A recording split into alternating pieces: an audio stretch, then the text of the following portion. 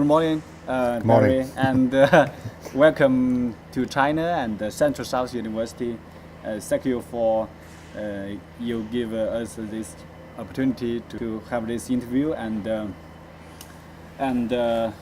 we have some questions, and we want to know your advices and suggestions. And the first one is, as I know, you created MEI Online, Mineral Engineering International Online, in 1999 with Amanda. And could you please have a brief introduction of the MEI for our Chinese audience? Yeah. Okay, well, I was originally at the Camborne School of Mines for 22 years, and I left there in 1996 to set up basically on my own as a consultant running conferences. Those conferences eventually became known as Minerals Engineering International conferences. Then my daughter Amanda joined me in 1999, and she then developed MEI Online, which is, so that's basically Amanda, not me. She did that. So there are three things interlinking. There's MEI Online, which is a dissemination of information magazine, which she runs. Minerals Engineering conferences, which are now called MEI conferences, which are run by myself, Amanda, and also my son now, John, who joined us in 2003, and Minerals Engineering Journal.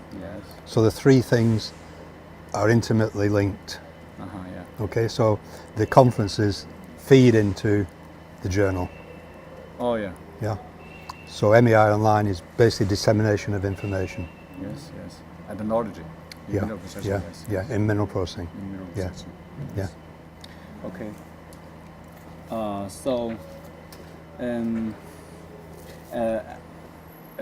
As I know, you founded the Mineral Engineering Journal in 1988. Yeah. And serve as the editor-in-chief till now. So now mineral engineering is a very famous and top level in mineral engineering. So could you say some advice or something to our Chinese media, just how you can make this journal so successful? I think it's been successful because of the competition we had. Originally, the main competition was International Journal of Mineral Processing. That was well established. I think that was founded in 1972. It's quite old. Oh, quite old. But I was doing I'm not really a researcher, but I was doing a bit of research at Camborne School of Mines. And when I tried to publish in International Journal of Mineral Processing, it was taking 2 years, It was ridiculous. So I decided it would be a good idea to have another journal.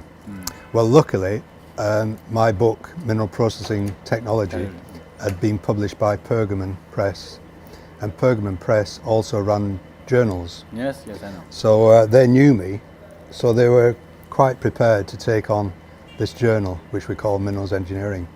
And it was run by Pergamon, not Elsevier. Elsevier was a competitor. So the two journals were in competition. In fact, I was told by Elsevier to shut down Minerals Engineering, warned off, but we decided to go ahead. And what we did right from the start is go for quality. If we didn't get the papers, fine. We went for quality. And also we went for rapid publication. So we tried to get papers published within 6 months rather than 2 years, which was ridiculous.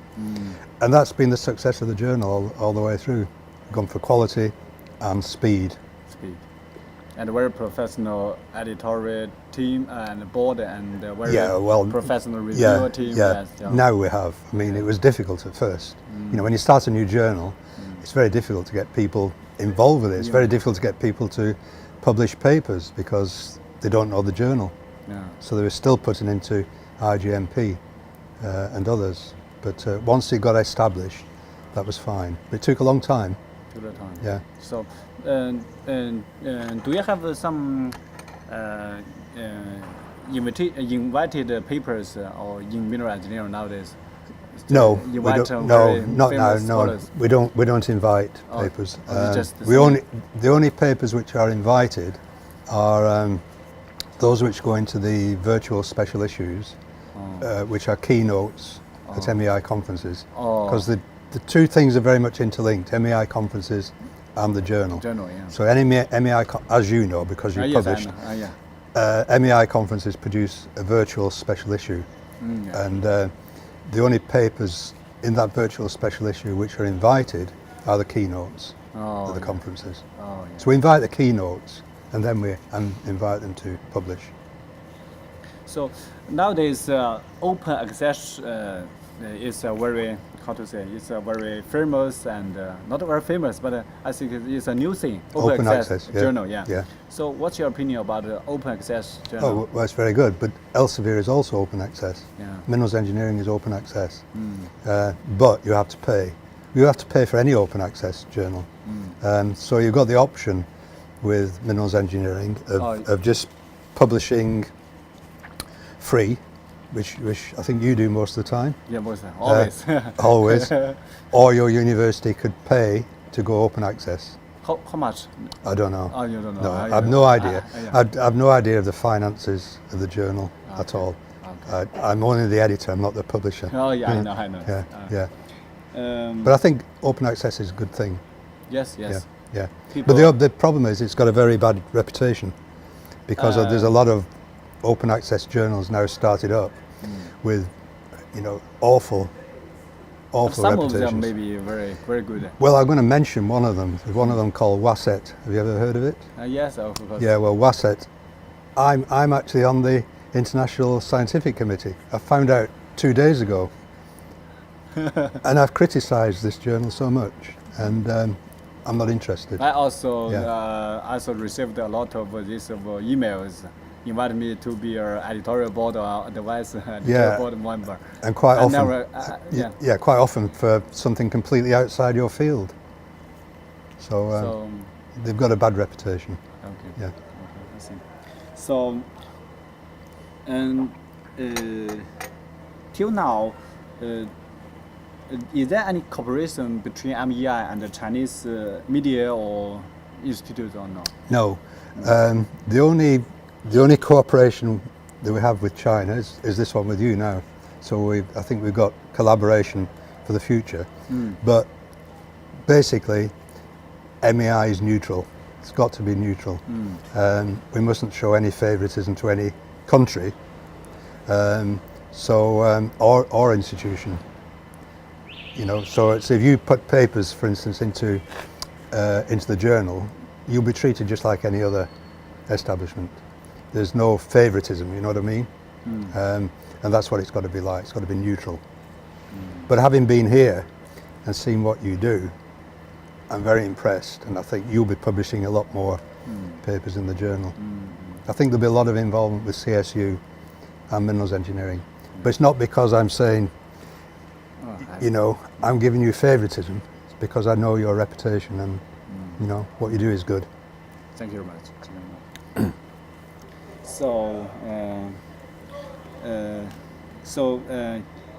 As a senior partner of MEI and as editor-in-chief of mineral engineering, so you also organize a lot of conferences. Yes. So in your opinion, what's the development trend of mineral processing in near future? And you can share some. For conferences or for? No, just the research or research. This industry or field? I think the mineral processing's got a very exciting future because we've got, as I called yesterday, the second industrial revolution, electric cars. Because of electric cars, there's going to be a much bigger demand now for the base metals. There'll be a big demand for high-tech metals such as lithium, germanium, gallium, indium, rare earths, neodymium, which you produce in China. We need a lot more research into extracting those materials because they're all finite resources. People tend to think they're just off the shelf, but they're not. They're finite, and eventually they'll disappear. So the big problem, the big challenge now in mineral processing is actually recycling to get these back into the circular economy. Because at the moment it's very much a linear economy where we use something and then it's thrown away. Mobile phones are an obvious one. You know, they say they recycle mobile phones, but they don't. They crush them up and they're put into landfill. And there's lots and lots of metals tied up in old mobile phones. It's very, very difficult to treat. So that's the big challenge. So, can you introduce some active institutes or universities in mineral processing? Well, there's yours, which I'm very impressed with. It's one of the best I've seen, actually. So I think you know, you're going places. You've got some excellent people. Then you got. I shouldn't really talk about this because it's maybe unfair on other institutes, but I will mention a few. I mean, like the JK Centre in Australia, Imperial College, Jan Silier's group on flotation. There's very, very little. Apart from Jan Silier's group, there's virtually very, very little mineral processing taking place in the UK. There's quite a few institutes in Europe, but I won't name them all. There are quite a few in Germany. In South Africa, you've got the University of Cape Town, which is very good. Wits University.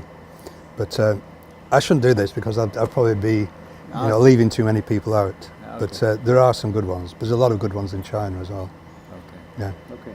Nowadays, because we have a lot of international students, year by year, a lot of international students, because our Chinese companies, enterprises, they have a lot of projects in Africa and South Africa, this kind of, and the Middle East, this kind of countries. So do you have some advice on how our Chinese companies can expand their overseas market and this kind of thing? Yeah, by doing what you do, and that is coming over to Europe, UK, America, and going to the big conferences, like you go to International Mineral Processing Congress. They've got big exhibitions. You go to the Society of Mining Engineers conference in America, huge exhibition. Come to MEI conferences, great exhibitions because everyone's together talking. And we'd get quite a few Chinese companies already exhibiting at these conferences. I don't know if you heard of King's Ceramics. They produce balls for stirred mills, so they come along. I can't remember the others, but we've got quite a few Chinese companies come to the conferences, and they sponsor and they exhibit and they talk to people. And the most important thing that companies can do, you can do, your students can do, is to talk to people in the West. And you are very good at this. I've seen you do it in Cape Town. But that's really, really important. And you must stress to your students that the most important thing that they do in their careers is talk to people. Talk to people, communicate, And it doesn't matter what you talk about, just go for lunch with someone, talk about football or whatever. Doesn't matter, just talk to people. So that's the advice I would give to people, is to try and get out of China and to do things overseas, and you know, make yourself known. So I think you have the same suggestions. Not just our Chinese enterprise, just Chinese scholars. Yeah, exactly. We still need to go abroad and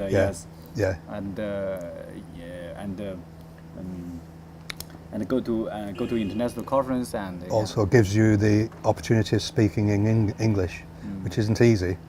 But if you go to a conference, I mean, from our experience, if we got Chinese people coming to a conference and we don't know them, then we'll probably let them give a paper, but as a poster, because we don't know what they're going to present. But if you now come to another flotation conference, you'll be an oral presentation, you'll be in the technical Second session, because we know you.